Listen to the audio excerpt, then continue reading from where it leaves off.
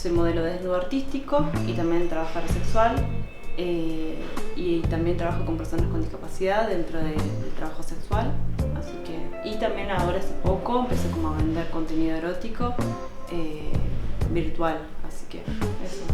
Okina es una chica entusiasta y que se cuestiona todo. Y cuestiona todo a su alrededor y a sí misma.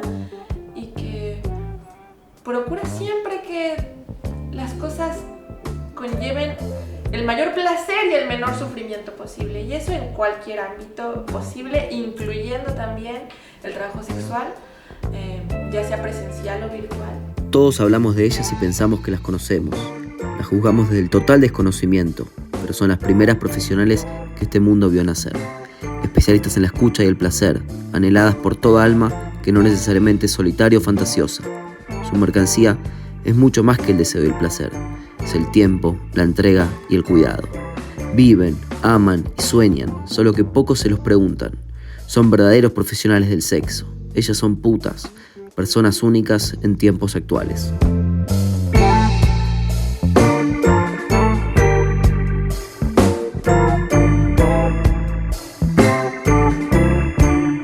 Y cuando me di cuenta de que existía la forma de autogestionadamente implicarte en ello y dedicarte a ello, para mí fue fascinante. Fue como, en serio puedo hacer lo que me gusta, gestionado desde el placer, desde el autocuidado también, y al mismo tiempo ganar dinero. ¿Qué es esto? ¿Qué magia es esta? Así que ese fue un despertar tremendo para mí. Yo no tenía idea de que eso podía existir y a mí me fascinó. Y el primer día que me impliqué en ello, el día que encendí la cámara, fue cómodo, me sentí muy cómoda. Yo tenía como mucho prejuicio de lo que me iba a encontrar, tenía como la idea de que iba a haber mucha gente irrespetuosa, vulgar, grosera, ya sabes, como el típico pajero que no sabe más que decir que quiere y no sabe nada de respeto, pero me sorprendí mucho de que ese prejuicio que tenía también tan grande de los que consumen, y que mucha gente también lo tiene. Yo sabía que lo estaba pasando bien y hacía que otra gente lo pasara bien, que yo tenía placer y otros tenían, y no había nadie que se vulnerara o que lo pasara mal, que sufriera por ello, nada. Pero la gente no lo piensa así. La gente cree que haces algo mal, que estás vendiendo tu cuerpo, que estás vendiéndote a ti misma, que pierdes valor. Entonces para mí fue muy difícil gestionar con el prejuicio, con el estigma, con todos estos discursos de moral cristiana en los que te dicen que desarrollar tu sexualidad como quieres está mal. Entonces para mí era un secreto. Yo solo lo compartía con mi hermana, que fue quien más me ha apoyado en esto, y con amigos muy cercanos, que era como, es que quiero hacer esto, pero como no sé, tú explícame, dime, como qué opinas, y ya, o sea, era como nadie más puede saberlo, porque me costaba mucho lidiar con lo que dijeran los demás, porque no solamente es un comentario y ya, no es como que no les guste algo y es como, ay, pues me vale si no te gusta. No, es que es toda una sociedad recayendo un peso enorme en ti. No es solamente un comentario, sino todo un discurso de odio que hay detrás.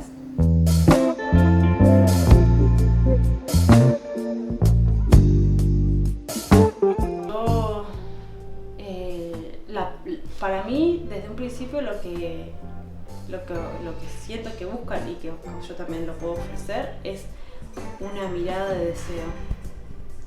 O sea, todos queremos que nos miren con deseo, ¿no?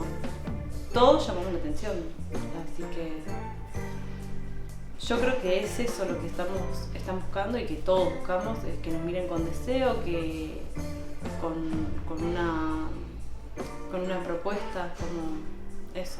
Entonces también es muy complejo de pensar la sexualidad un poco más abierta, un poco más gris, un poco... Nada, de pensar que tiene su complejidad y eso es sumamente rico. Así que Sí, es verdad que durante muchos años hubieron abusos y nos gritaban cosas por la calle y un montón de cosas, situaciones de mierda y que están pasando todavía.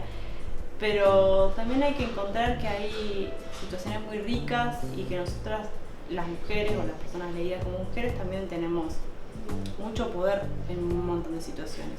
Uno de mis anuncios es fetiches y fantasías sexuales y es una puerta para que la gente venga desde ese lugar diciendo, bueno, mira, yo soy fetichista de pies o yo soy fetichista, no sé, me acuerdo que durante un tiempo me pasó que estaba llorando mucho y empecé a grabarme videos y me compraron videos llorando porque hay un tipo de fetiche que es, creo que se llama lacrimofilia, que es la persona cuando ves a alguien llorando y me compraron un video llorando, o sea, y fue re loco, o sea, pensar de que hay una potencia, insisto con eso también, ¿no? Que algo que a vos te da vergüenza y te parece como que loco, a otra persona le parezca increíble, bellísimo.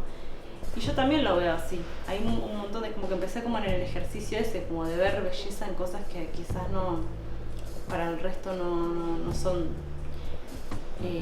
bellas.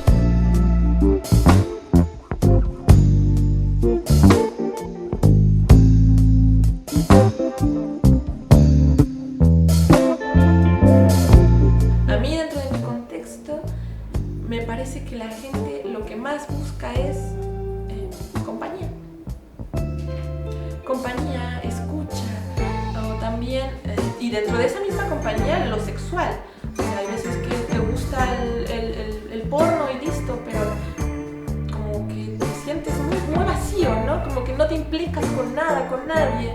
O hay gente que tiene sexo nada más por formas metódicas y no porque realmente esté brindando su cuerpo, su energía, su querer en ello. Así que mucha gente busca eso. Hay gente que incluso me paga por hablar. Yo soy, ante todo, artista. ¿Artista? Sí, ¿Por soy qué? una artista. Porque el impulso para mí vital es la creatividad. Entonces comienzo desde la creatividad, para cualquier situación.